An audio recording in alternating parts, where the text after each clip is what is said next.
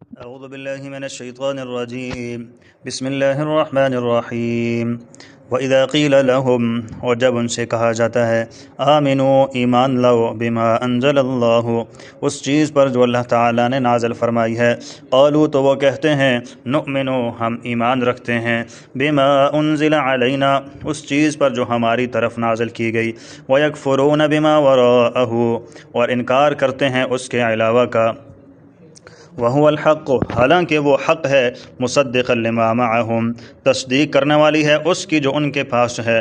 قل، آپ فرما دیجئے، آپ صلی اللہ علیہ وسلم فرما دیجئے، فَلِمَ تَقْتُلُونَ أَنبِيَاءَ اللَّهِ، پس تم کیوں قتل کرتے رہے انبیاء اللہ تعالیٰ کے پیغمبروں کو، من قبل، اس سے پہلے، ان کنتم مؤمنین، اگر تم مومن ہو، وَلَقَدْ جَاءَكُم مُوسَىٰ، اور البتہ تحقیق لائے تمہارے پاس موسیٰ علیہ السلام، بالبینات، واضح دلیلیں، ثم اتخذتم العجل، پھر تم نے بنا لیا بچڑے کو معبود، من بعدہ، ان کے جانے کے بعد، کوہ طور پر جانے کے بعد بچڑے کو معبود بنا دیا، وَأَنْتُمْ ظَالِمُونَ، اور تم ظالم تھے، وَإِذْ أَخَذْنَا مِيثَاقَكُمْ، اور جب ہم نے تم سے پختہ عہد لیا، وَرَفَعْنَا فَوْقَكُمُ الطُّورَ، اور بلند کیا ہم نے تمہارے اوپر طور پہاڑ کو بلند کر کے کیا کہا، خُذُوا مَا آتَيْنَاكُمْ بِقُوَّةٍ، پکڑو اس کو جو ہم نے تمہیں دیا ہے مضبوطی کے ساتھ، وَاسْمَعُوا، اور سنو۔ یہ پہاڑ کو سر پر اٹھانا، یہ پہلے بھی اس پر تذکرہ آپ کے سامنے میں نے کیا ہوا ہے، ٹھیک ہے۔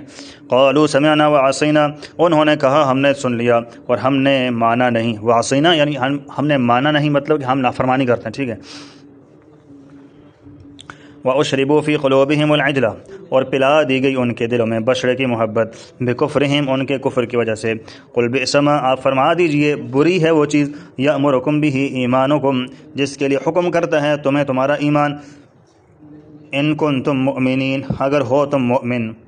قل، آپ فرما دیجئے، ان کانت لکم الدار الاخرہ، اگر ہے تمہارے لیے آخرت کا گھر، عند اللہ خالصتاً، اللہ تعالیٰ کے ہاں خالص، من دون الناس، دوسرے لوگوں کے سوا، فتمنوا الموت، پس تم موت کی تمنا کرو، ان کنتم صادقین، اگر تم سچے ہو، ولن یتمنوہ ابدا، اور وہ اس موت کی تمنا ہرگز نہیں کریں گے، بما قدمت ایدیہم، اس وجہ سے کہ جو ان کے ہاتھوں نے آگے بھیجا ہے، واللہ علیم بالظالمین، اور اللہ تعالیٰ خوب جانتا ہے ظلم کرنے والوں کو، ولا تجدنہم، اور البتہ آپ ضرور پائیں گے ان لوگوں کو، احرص الناس، احرص کہا جاتا ہے بہت زیادہ حرص کرنے والا، سب لوگوں سے زیادہ حریص، علی حیات، زندگی پر، ومن الذین اشرکوا، اور ان سے بھی زیادہ حریص جنہوں نے شرک کیا، یود احدہم، ان میں سے ہر ایک پسند کرتا ہے، اس بات کو چاہتا ہے کہ لو یعمر الف سنہ، کاش کہ اس کو 1000 سال عمر دی جائے، وما ہوا،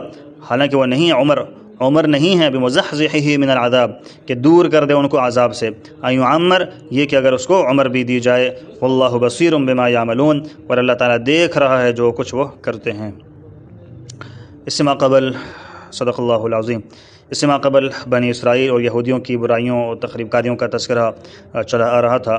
اسی سلسلے میں اللہ رب العزت نے فرمایا، وَإِذَا قِيلَ لَهُمْ، اور جب ان یہودیوں سے کہا جاتا ہے، آمنوا بما انزل اللہ، کہ ایمان لاؤ اس چیز پر جو اللہ تعالیٰ نے نازل فرمائی، یعنی قرآن پاک پر آخری پیغمبر کا تشریف لانا، اس پر ایمان لاؤ۔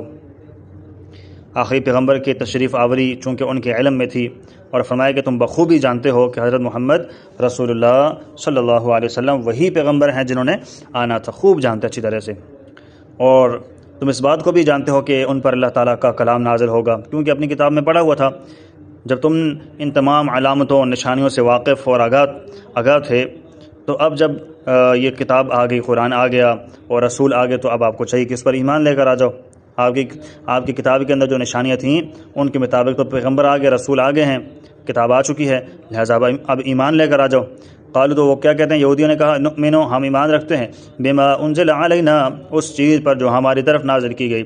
انہوں نے کیا کہا، ہم تو تورات پر ایمان لانے کے پابند ہیں، وَيَكْفُرُونَ بِمَا وَرَاءَهُ، اور اس کے علاوہ جو کچھ ہے اس کا ہم انکار کرنے والے ہیں، تورات کے علاوہ کسی اور چیز پر ایمان نہیں لائیں گے۔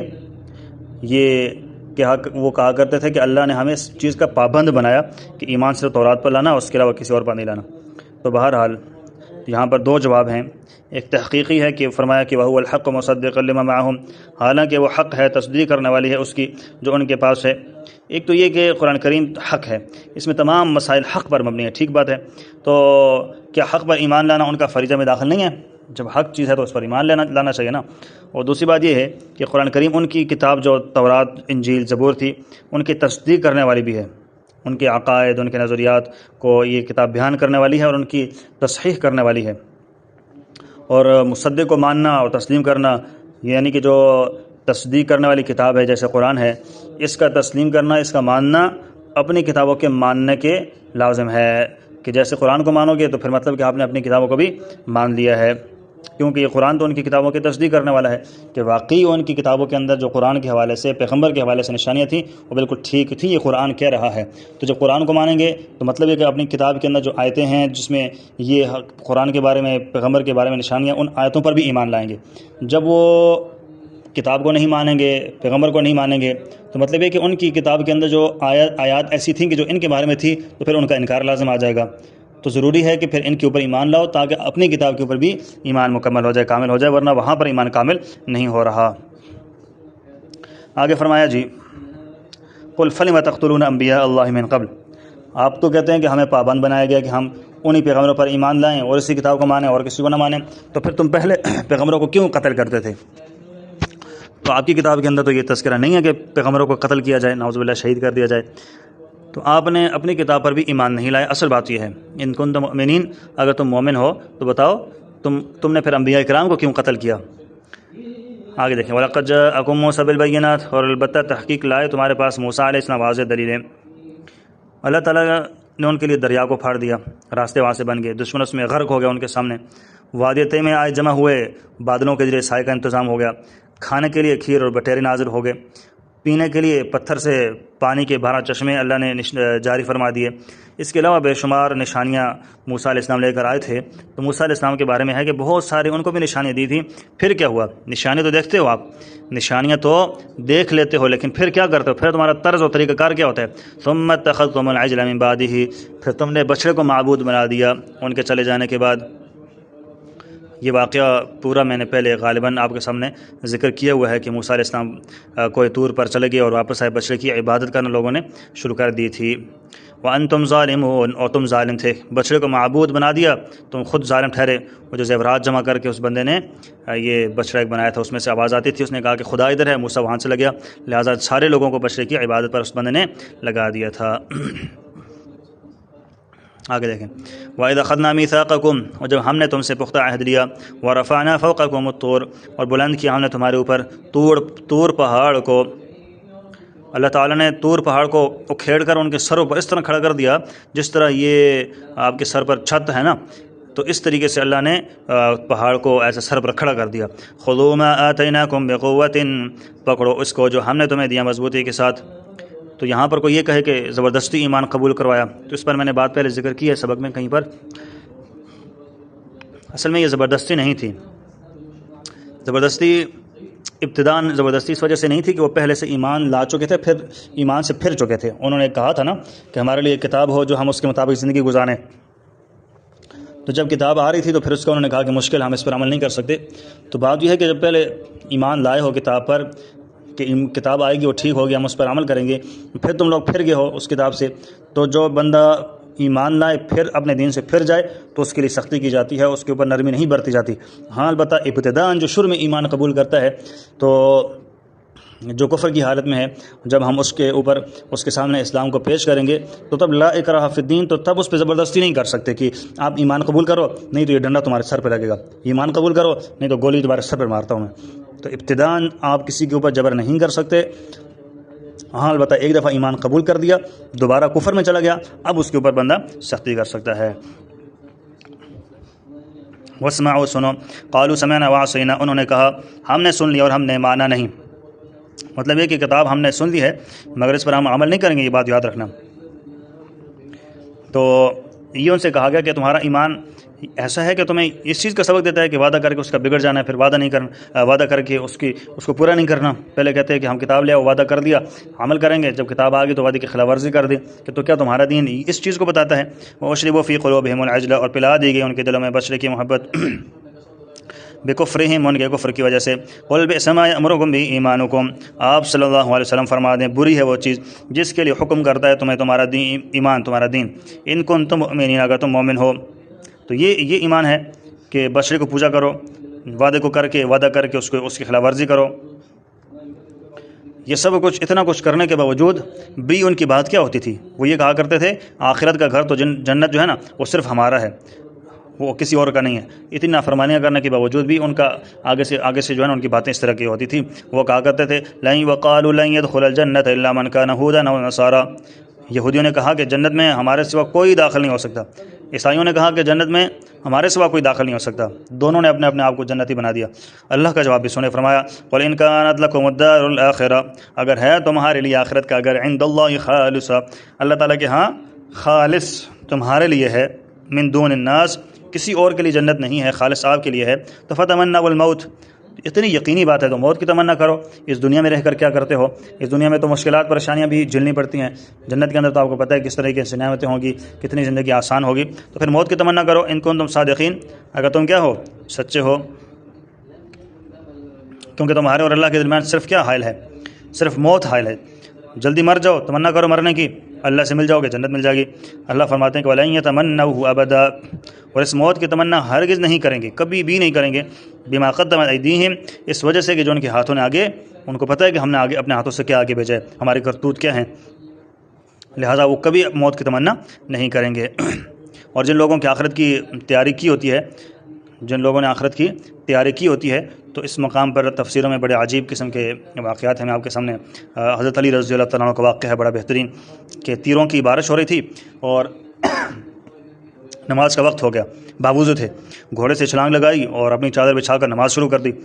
ان کے جو بڑے بیٹے تھے حضرت حسن رضی اللہ تعالیٰ عنہ نے کہا کہ ابا جی تیروں کی بارش ہو رہی ہے، آپ نے نماز شروع کر دی، تو حضرت علی نے پتہ کیا فرمایا کہ لا یبالی ابوک علی الموت سقط ام سقط علیہ الموت، بیٹا تیرے باپ کو کوئی پرواہ نہیں ہے کہ وہ موت پر گرے گا یا موت اس پر گرے۔